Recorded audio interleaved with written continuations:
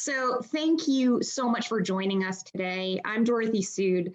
I'm the Director of Talent Optimization with Human Resource Dimensions. Some of you I know, some of you are new faces for us today, and we so appreciate your time and taking time out of your schedule to join us for this topic and this webinar.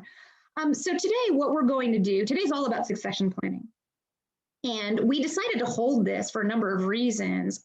Basically, fundamentally, between myself, Jennifer Brock here, who is the president of HRD, and some of our other colleagues and team members, through our networks, we keep hearing more and more about the demand for succession planning. Succession planning help from us and support with wherever a firm is in their process and capability, guidance, and just questions about it kept coming up. And so we thought, well, what might be helpful for our networks is let's share about succession planning. What goes into it? Why should we care about it? It's a good segue. We'll go into our agenda. And what goes into it. So our agenda for today, I think we just did introductions. Succession planning. We're going to talk about the what, the why, the how, who, and when. We'll also look at some technology and tools. We have a special guest today, Pat Canardo, who's a Vice President of Human Resources and a very experienced senior executive in the HR space, who has really good expertise on this topic and some great live anecdotes and perspectives to share. So I'll be having a conversation with her to bring some of the concepts we talk about to life, and then we'll open it up to Q&A at the end. So to get started, okay, so what is it? And we get this question too. My board tells me we need to have a succession plan. What does that mean? And people toss around this term quite a bit, especially in the C-suite. So what is succession planning?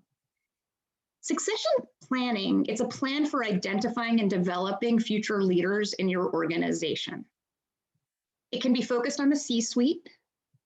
It also focuses on mid to junior level too, and that can't be underestimated. It's not just who will be the next president or VP. It can really play a key role throughout the organization.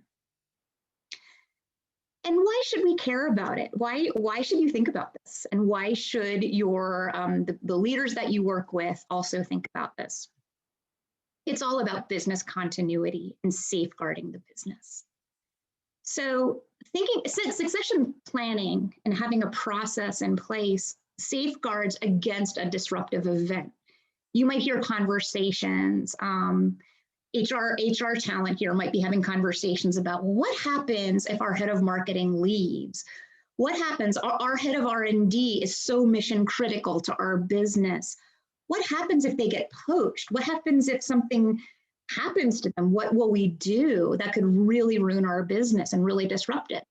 So having a good succession plan in place will safeguard against a disruptive event. And you might think, well, we're good. They'll never leave. Well, think again. You might not be able to tell if somebody's going to leave, and they might not even know that something might be up ahead that would take them away from your business. So it's all about business continuity. And it's business continuity on a second dimension and level too. So it ensures that your talent base exists to support your future strategy. So where is your business headed? Not just this year, but 3 years, 5 years out. Having a really sound succession plan in place really ensures that your talent will be ready to support where your business is headed in the future, because it may not be the same as it is today, and chances are it isn't. There are other additional benefits that come from having a sound succession plan as well. Employee engagement is first. So if you're developing key talent, people are growing, strong high potential talent is growing, successors are growing and being developed. Guess what? They're going to be more engaged. They're going to have a stronger commitment to the organization. Other employees, maybe not necessarily on a succession path, but they'll see that. They might have some development as well. And there are really strong ripple effects in terms of employee engagement throughout the organization. So this can't be underestimated. There are a lot of positive ripple effects that come with having a sound succession plan. It's cost effective too. We'll get into that, and I'm actually going to ask Pat when we talk to her, double click on that a bit more. But the think about the costs of, okay, so our head of, to use that example, our head of marketing left. Okay, well, great, let me call my search firm. Okay, I'm calling a search firm, and that's great. Search firms are awesome. We have a search firm at HRD, and they're amazing. Search firms are great, but okay, you're plugging that VP hole. That's expensive. This search might cost me 100K, might cost me 75K. That's a lot of money. There are additional costs that come with that. There's the onboarding time where that hole will still be open while the leader gets up to speed. The higher you go, the harder it is to plug and play and hit the ground running in an organization. There's institutional knowledge that will be gone when that person holding that position has left. So they'll have to ramp up. They won't have that context and that institutional knowledge and history. And so new leaders bring business disruption. When you have a new leader, you have a new team, you have a new tone set for a team and or an organization. So there are a lot of ancillary costs that come with that, with going outside. There's also a positive glass door effect when you, and which really ties into this first piece. When word gets around, and the permeability in this day of an age of social media, there's so much permeability, internal and external, in terms of employer branding. So you get that positive glass door halo effect by having a sound succession planning process and developing your talent internally. You'll get that reputation. People talk just as easily as someone saying something negative about your firm on Glassdoor. They can say something really positive, like my firm cares about me. It'll be a talent draw for others to potentially join the firm in the future. So the ripple effects of doing this cannot be underestimated.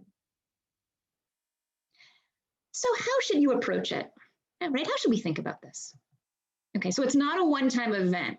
It's not like, okay, we all huddled for a couple of weeks, we did an offsite, we've got a succession plan, we're good. Doesn't work that way. It's an ongoing way of planning for and thinking about your talent. And this is a very simplified cycle, but this happens ongoing, and we'll talk a little bit about a cadence, but it's assessing roles as well as talent, it's identifying roles and talent, and it's developing the talent ongoing. And I would add that probably this gray arrow would be communication all along. So how do you do this? How do you do this to start? Where do you even start with an initiative like this? My best advice, if you're not doing this today, is to start small and critical, right? So what are the mission critical roles? What are the roles in your organization where if they left today, business would suffer the most? Where would business suffer the most if talent left? You want to prioritize your roles too. You might make a list, have a stakeholder meeting, prioritize them. You also want to segment out specialist roles that have to be filled with very specific, highly trained and skilled talent that you may not be able to develop internally. And that's okay too. It's just important to be aware of those roles. We'll talk about why in a second. You want to assess the roles too. Think about those roles. Okay, so we know what our mission critical roles are. What is that job profile? And you don't want to be myopic about it. You want to have multiple people in the organization who have had very strong lenses on the roles to contribute to creating a role profile. It might be somebody who had this role and moved on, got promoted to something else, manager of, cross-functional partner of, HR leader. Everybody should be contributing to this within reason. You might want to have 4 or 5 people looking at this role. You also want to align the role. It's not just Joe's doing a great job today, we'll need to backfill him at some point. Maybe, but what's the future state of that role? And what's the ideal state of that role too? So say somebody's been doing a great job, but you want them to do even more. You envision the future of this role having a broader purview and responsibility. You're going to want to think about that as you are designing these roles and as you are segmenting talent towards those roles. You also want to think about where is your business heading to. So you might want to, so this goes back to and goes into recruiting as well as building those talent plans. If we backfilled this in a year, this role might look like this, but actually if we backfill it in 2 to 3 years, the business is heading this way, it might look like that. So it's important to take a step back and think about it strategically. Where's your business headed?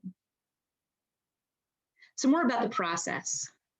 You're going to want to assess and identify talent, and there's a lot that goes into this. This is very broad strokes. Consider performance, of course. Right? Look at who's performing well in your organization. You also might want to look at several clicks down, especially if you're looking at the top levels. Superstar talent can be buried sometimes in an organization too. If possible, you want to take a broad view of the organization, assess the organization if you can, and gather people data. You have those tools. We'll talk a bit about those tools too. Identify who's ready now. Okay, so say these key roles, they open up now. Who could go into them right away? Is there anybody? May not be anybody. Might be just 1 or 2 people. 1-year readiness and 3-year readiness. So think about your talent in those kinds of segments. What are the behavioral and experiential gaps that exist for that talent that you're looking at in terms of readiness? Communicate with the talent too. And you want to communicate with them on 2 fronts. First off, spend time with them and find out what their career interests are. Don't be caught off guard. You might be developing somebody to be this next VP of marketing and find out they have no interest in moving. So you want to be, or they were actually interested in segueing into business development and they don't want to be in marketing anymore. So you really want to get a good finger on the pulse of how does this person wish to develop. That will play a key role into the success of this process. You also want to, if that is a go, and once you have stakeholder agreement on the talent bench and kind of who's on that bench for the key roles, nearer term and longer term, you will want to communicate with that talent and let them know that they are being thought of and considered for longer term development.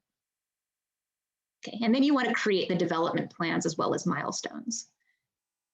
So I can't stress strongly enough experiential assignments and their value.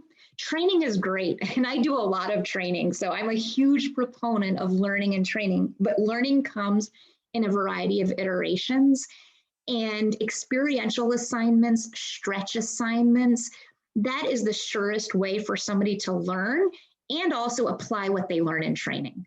So flexing their muscles, getting them involved in the business in a couple of stretch areas can be really, really helpful in supporting somebody in their growth. So thinking through, for each of the talent figures identified, what are those assignments? What should training look like for them? Mentorship is huge. Sometimes you might add sponsorship to that too, but mentorship is very key. Who can be an executive sounding board for this person? Coaching, cannot underestimate the value of strong coaching and guidance, and ongoing communication as well. It's not a one-off event similar to a lot of this. You want to have an ongoing communication with this talent, let them know. There are no guarantees. You don't say you will be VP someday, but what you can say is, you're on our radar. If we care about developing you, we do have a path in mind for you. And that can play a lot in terms of engagement, people showing you what they've got, and engaging in loyalty to the organization, which can be more and more of a challenge these days because people move around so much. And hire intentionally. So hire with a view not just to the role at hand, but longer term as well, whenever possible. So who? High potential identification. This is another question we get quite a bit of. So, okay, so who are the high potentials in my organization? How will I know it? So you want to think outside the box. It's not just the person reporting into the person who might move on. That's a good place to start. You want to look at their existing directs. It's not the only place at all if you're trying to identify who can do a certain job next. And it may not be readily apparent. Like I mentioned, these people can be buried in different areas of the organization and may not be overtly apparent in terms of being a successor. So there are common attributes of high potential talent. And this list, by the way, is not exhaustive by any means, But what we've noticed, what research shows, experience shows, and I'll also have our guest bring to life for you as well, is that there are certain consistencies across high potential talent that organizations see. So one, strategic thinking. Okay, that's broad, right? What does that mean? Strategic thinking in terms of thinking beyond just their task at hand, their team, their role. They want to know more about the organization as a business and where it's headed. They get results. These people get the job done, and they get the job done well. And that is one of the most readily apparent indicators. Like who gets it done? Who is performing? They're collaborative too. So they have a collaborative orientation. They're not afraid to fly solo. I don't want to negate the fact that they're not afraid to fly solo and have their individual thumbprint on work, but they can collaborate. They seek out others and draw them in as appropriate. And that goes into building effective teams, right? Others want to work with them. Change leadership. I would also add to this, I would probably characterize this as navigating change. They have an agility and they can move with the puck, with where the puck is going. So in terms of that flexibility and agility, they're not just focused on just doing one thing indefinitely. They're going to want to change, and they're going to be okay with change, which gets into the next one, which is growth mindset, right? They want to learn, they want to grow, they want to develop. These are the people that are asking you for feedback. They want that feedback because they get that feedback is essential for learning and growth, which gets into self-awareness. They have a good degree of self-awareness, or they are developing and curious about building self-awareness. Self-awareness is foundational to emotional intelligence, as many of you might know. And so having that self-awareness and focusing on building that is huge. And for those of you who know about EQ and emotional intelligence, that component of self-awareness is a common thread among very senior executives, agnostic of industry or role. What do they have in common? A strong degree of self-awareness. They were all high potentials at some point. So the other facet of who, thinking about a market scan and talent mapping. So getting back to those specialized roles that I mentioned, say we have in our R&D organization, we've got a really specialized scientist.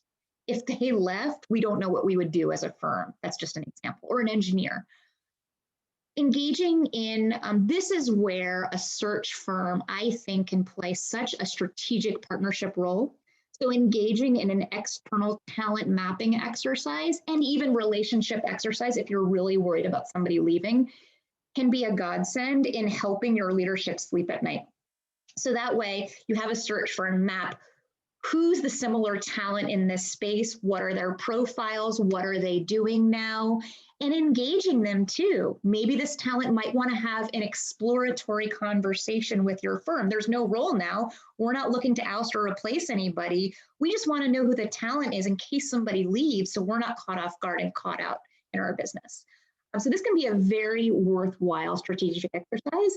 It also kind of parses out and thins out some of those very, very high search firm fees and makes it more manageable over time.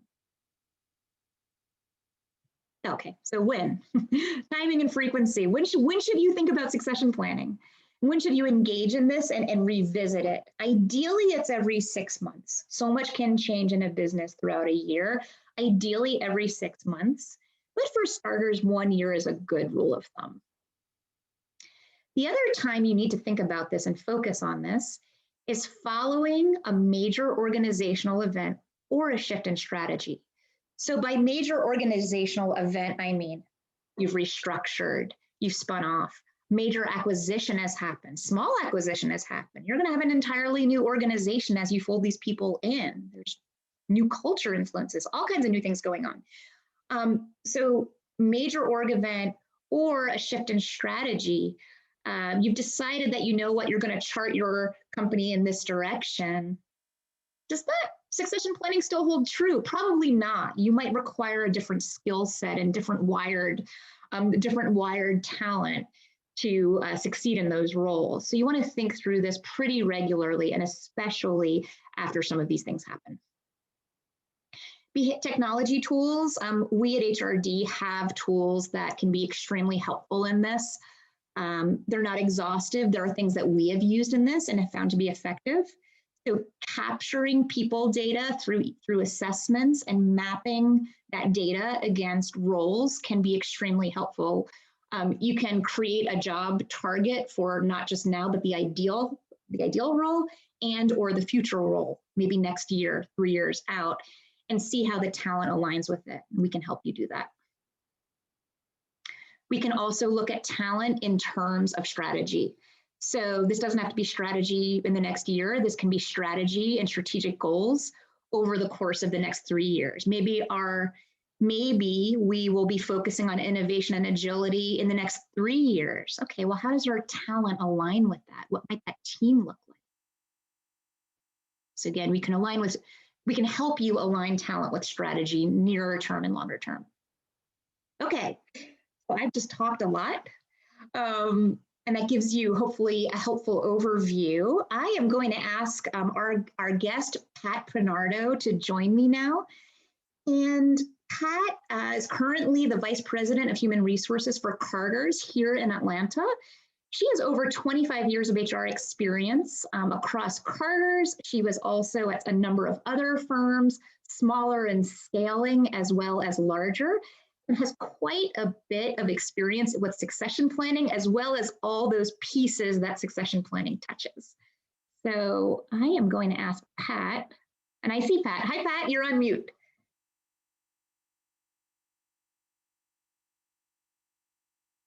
Can we take, there we go. Oops, sorry.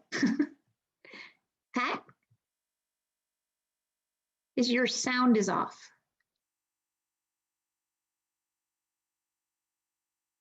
Okay.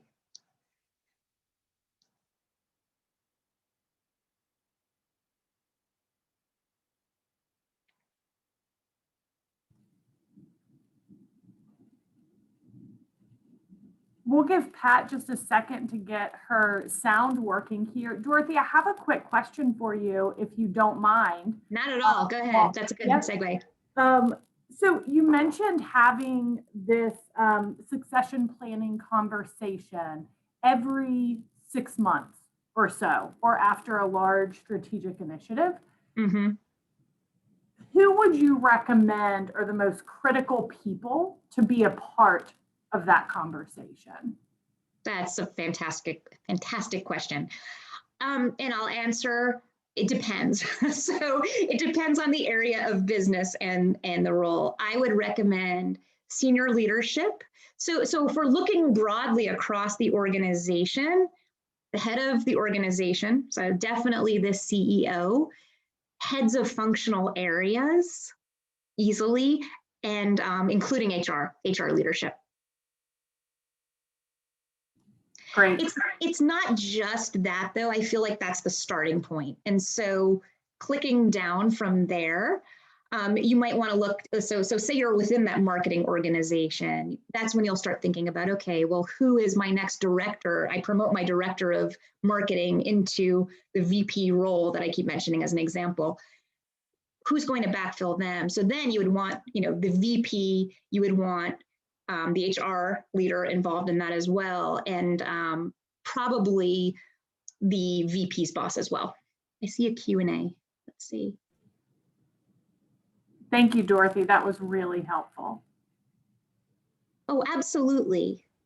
Angela is calling out the presenter or moderator needs to take her off mute. Jen, are you able to take Pat off mute? Yeah, thank you. I did. We're just waiting on, yes, thank you, Angela. We're waiting on Pat's audio to connect here. I see Pat talking. I have, Dorothy, one more question while we see if Pat is able to unmute here. Going back to the mentorship that you mentioned, yes. In your experience, is that better to have a mentor internally or externally? That's another great question, and I would answer both. So you can't underestimate the value of having somebody in executive leadership who has that organizational context and plus can know how to connect you in different ways. So absolutely mentor internally. I think, as you know, we all are the masters of our own universe, and we steward our own paths in our careers. No one else is responsible. I might pick you for my succession plan as I lead my firm, but you're still in charge of your own career. And so in the interest of developing yourself and putting your best foot forward in your firm, I feel like it always, sometimes some people call it a brain trust, which could be a number of mentors outside the firm. They're the people you go to for different things. It's very much worth thinking about.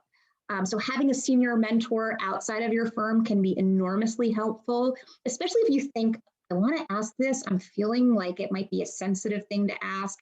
It might be a dumb question to ask. I don't think they're dumb questions, but you might be wary of asking your internal mentor or leaders about different things. That's where your external mentor comes in. Great. It looks like, Pat, are you able to jump in? No, I'll tell you what, we are going, while you see if you can get that to work. Dorothy, Larry Gardner is available to answer some of these questions as well. So I can add him in if you would like, and you all can continue from there. And then Pat, if you're able to jump in, that would be fantastic. I think that's a great solution. Okay, Larry, I am tossing to you here. And I will, here he comes. Larry is a partner at Human Resource Dimensions. He also works on our HR partnership and consulting team. Larry has been with our firm for about 10 years, and prior to that had an illustrious HR career with a number of organizations and seen many succession planning many a times firsthand. Larry, thank you for jumping in. I'm going to let Dorothy put you on the spot here. Sure, I would have dressed appropriately if I'd known I'd be in a video. It's perfect, Larry, and I'm glad to be interviewing you as well. So thank you for jumping in. So, Larry, what is the potential cost of, and what have you seen in terms of succession planning and potential cost of not doing it? Have you seen scenarios where firms didn't focus on it and had to scramble at the last minute? Yeah, I've seen examples of both. Extraordinarily good succession planning techniques and processes, and others that were just simply, hit or miss. And you can tell sort of the hit or miss because there is a gaping hole, sort of a lot of slack-jawed reactions when people do leave unexpectedly, and there's not really a plan to replace them or to groom somebody sort of behind them. The ones that have done well, to your point earlier, Dorothy, have done it on a consistent basis. They've sort of got a rigorous process. One of the best examples I saw also included a peer review. In other words, the top leaders of the company did not just discuss their own high potentials, but they reviewed high potentials that other managers brought as well. So there's a general review session to look at where the potential was in the organization. It was very well vetted by the managers at the top of the organization. Fantastic. Thank you. What do leaders often miss in terms of succession planning that is preventable? You mean in terms of the analysis or the review of the individuals, or just the process? The process. I mean, what do you feel like, I guess, is low hanging that could be easily preventable, aside from short of doing it or not? I think, well, and you raised an interesting point earlier when you mentioned engaging, if the clients have them, outside recruitment sources, particularly search firms that are involved in this. Because I think that there's a tendency to believe that succession planning can answer all of the gaps in the organization, that you ought to have, by necessity, sort of a backup plan for each individual, a key individual in the group. And the reality is you don't. Either you can't afford that talent to have it resident in the organization, or it just simply isn't there because the staffing model that you have doesn't allow it. So engaging search firms, particularly executive search firms, to play a part in this process is extraordinarily helpful, because it gives you some sense of assurance that even if the talent isn't there, that you have resources and you can readily tap those resources to find that talent externally. So I think the assumption is that you've got to do it all internally, and the reality is you can't, and probably shouldn't in some cases. Thank you. Thank you. And what is your best advice to a smaller business that's scaling and in growth mode? Where could they start if they don't have the capability to have a robust process coming out of the gate? Where might they start? I think you outlined most of the steps earlier in the presentation, and I think any organization can do that regardless of their size. Okay. The most important thing, Dorothy, is for them to play or to take a conscious step, sort of a considered effort to really take an evaluative look at their existing talent. And probably even more importantly is to look at sort of who's on board now and sort of what happens if those people leave. And said differently, maybe even consider maybe some of those people should leave. And if so, how are you going to groom succession to take their places in order to either grow the organization or to, probably better reflect the needs of the organization. So I think, just paying attention to who's there, who should be there, maybe who shouldn't be there, and then begin to look underneath them in the organization to see who's around to help fill some of those responsibilities. Thank you. Thank you. That adds a lot to this. And it sounds like you're saying just be more intentional, and it can work both ways. It can, yeah. How can business leaders, I talked a bit about high potential talent, in your view, and you've had this view of organizations in multiple iterations in your career, how can business leaders and business partners recognize HiPo talent? What have you seen? I think you've almost got to require the leaders in the organization to identify the talent underneath them. In other words, to sort of make it a process by which they're, I'll use this phrase, optimizing the talent that they have in order to ensure that, everyone plays a part in taking a look at, who is there and sort of, what their potential is. So the group that I'm thinking about in particular is sort of the senior leadership reaching down into the organization to have not just their direct reports, but the direct reports sort of bubble up talent. I also think that there's probably a benefit to having an outside organization involved in doing some of the talent assessment, because oftentimes that talent gets overlooked for whatever reason, good or bad. And so I think if you have the ability to bring in a consulting group that can sort of drill down into the group, into the organization, and really sort of identify the talent that sometimes does get overlooked for whatever reason, it would be a helpful process to go through. Yeah, no, that makes sense and certainly resonates, because if you have a great talent not melding well, or they don't have a great relationship with their manager for whatever reason, Right. I wouldn't want that to preclude them from advancing. So, and I think, one other point to that is if the organization has the ability to do some sort of either formal or informal rotation process, that people can get kind of moved from one manager to the other or one group to the other over time, it also kind of teases out of the group where the talent is, because you're right, they may not shine in one particular area for whatever reason, but if you can move them around to different areas, sometimes it's much easier to see where the talent is in the organization. Great. Okay. Yeah, it sounds like it brings them into focus. Thank you. What else have we not covered today that you feel like our audience should know about succession planning? Anything else?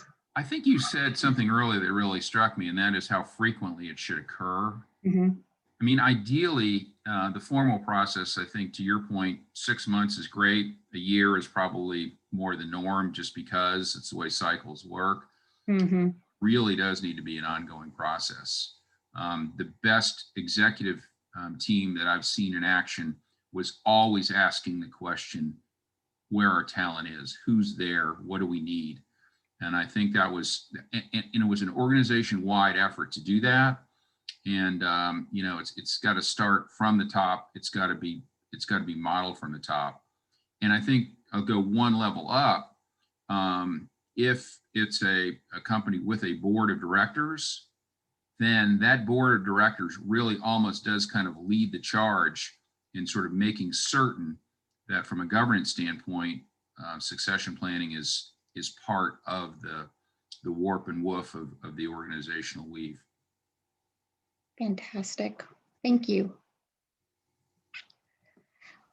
Well, thank you for joining and jumping in, and very valuable perspective. Let's open it up to questions. Who has questions from our audience? Dorothy, we just got a great question here from Nicole. Nicole said, I'd love to get some practical advice on how to document this process. What kind of template do you recommend to keep track of talent identification? I have heard of, there's sophisticated software out there for tracking. You can start with an Excel spreadsheet. Larry, anything to add? No, I'm not familiar with what the new technology is out there. I'm sure there is, but that's how we did it. That's how I did it. And you just kind of keep up with it. You keep up with the activities by person, what they're doing, whatever other kinds of measurements that you want to use as well. I will tell you, and this is completely rudimentary and simple. I used to work at Coca-Cola, and one thing the global marketing organization would do, they would make talent cards, like literally laminated talent cards with the person, bullets about their history, their strengths, kind of 1 year, 3 years, 5 years. And they had a war room set up. It was a closet. They cleared out the closet with walls, and they would put the talent cards. You don't have to have a room. You can use a table. And they would move them around that way, and they would literally have a handleable visual that they could all play with. I mean, you could do it with stickies, but that wouldn't hold up. But it's just a suggestion. You can literally use cards and create talent cards for the talent you're thinking about. I'm curious, in using something like an Excel spreadsheet, what information would you keep on there? What do you think is pertinent to track? There's so many things. So I think experience, strengths, blind spots, interests. You can't forget interests, because you can do all the planning in the world, but if they're not interested in heading in a certain direction, it won't matter.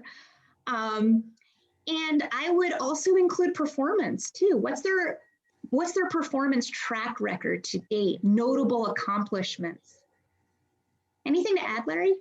Yeah, it somewhat depends on how you structure the program for high potentials.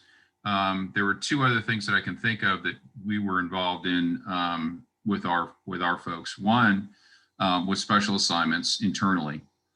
Usually there was a project that we would have that we would want them to be involved in. So each high potential was in their own project-based activity, and it would be a 6 to 9 month project typically. And the other was to encourage our high potentials to participate in an extracurricular event, a not-for-profit organization, and play some meaningful role in that. So when they're doing those things, you also want to track sort of those activities as well. And a lot of it can be, self-reporting information. It's not something that the company necessarily would track, particularly on the nonprofits, but it would go into the spreadsheet. Right. Thank you. We have another question here from Brendan. Brendan said, how do you balance growing the talent with getting those who need to share the job knowledge in order to grow that talent? Wait, say that again? Yeah, please. Brendan, I may have to turn your mic on yeah. so you can explain it. If that's okay with you, Brendan, I'm going to, because I think there might be a word missing there. So I'm going to allow you here to say the question out loud. Okay, can you hear me? Yeah, hi. Okay, so the question is, you kind of have to balance between the, all right, we have a high potential employee who wants to move into this role with the incumbent who's already in that role, who might now feel threatened. So how do you balance getting that person who feels threatened to share that knowledge with that person in order to? Okay. I think part of it is communication and information. So I think messaging is huge here. So you don't create that internal pushing up and pushing back. You can talk to talent about this is a possibility someday. There's no hourglass ticking until you get that role. So I think managing expectations is one thing, and I think that's really important. And it could be that a role like this. It could be a role like that. And I think it's important to communicate with the incumbents too. You know, and this is a broader organizational philosophy to share too. We will be looking at talent. We will be developing talent. Is your job threatened? No, and it shouldn't be. So I think a lot of that goes to broader communication and expectation setting. Larry, what do you think? No, I think that's right. And it's tricky business, no matter how you do it, because you've got both the expectations of the high potential. In other words, you know, gee, if I'm this good, why can't I have that job now? And then you've got the risk of the person that's the incumbent that is in the job that clearly does feel at risk. And sometimes it can be very difficult to manage. It is situational, clearly. And sometimes you may have to make some adjustments. For example, the high potential goes into another area in another spot in the organization to try to, season that person in a different way in a different place. But it's hard to manage. Great question. Thank you. We have one more question from Angela. I'm going to let her go live as well so that she can ask her question directly to you. Great. Good afternoon. Hi, Angela. I wanted to talk about linchpins. Those individuals who may have like the same job title and some responsibilities, but they may have some unique skill sets that are needed within the company that really generates revenue that no one else has. How have we kind of looked at how do we identify successors for those individuals? Because those individuals can leave within 2 weeks and could leave a hole in the organization that may take 3 or 4 people to do that one job. It's a great call out. Larry, do you want to go first or want me to start? Well, I will tell you where I've seen that position in organizations, and it typically is a sales role. Because to your point, Angela, that's where, they are revenue generators. And so without those people, the question often gets asked, what do you do? I've found, and it's worked and it hasn't worked. So, is there a perfect answer? No, but in the time that it has worked, we've actually had those people serve to the extent that they have the ability. And that's always another call out if they do.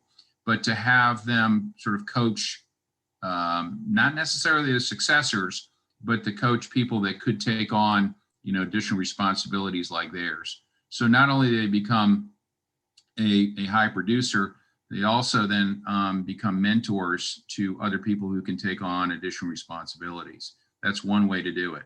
But it's a hard situation when you've got a unique set of skills. to see if those skills can be passed on.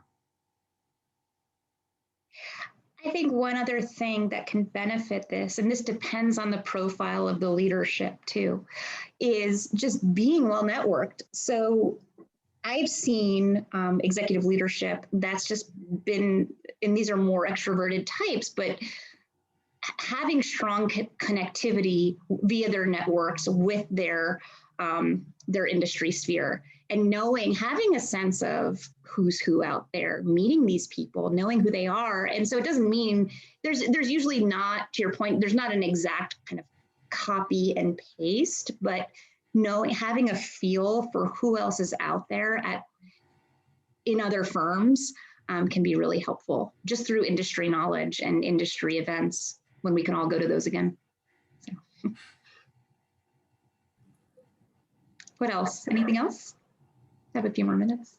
Thank you both. I don't see any additional questions at this time. Dorothy, if you want to advance the slide so that people can see your contact information. I sure will. Yeah, has questions afterwards, feel free to reach out to Dorothy directly. Please, would love to hear from you. If we can help you in any way, also please feel free to reach out. And if you'd like to just discuss or learn more about any of these topics or tools that we covered, love to hear from you. So thank you. And thank you for joining us today during your lunch hour. We really appreciate it. Thank you all so much, everyone. Have a wonderful day. Thank you. Bye-bye. Bye.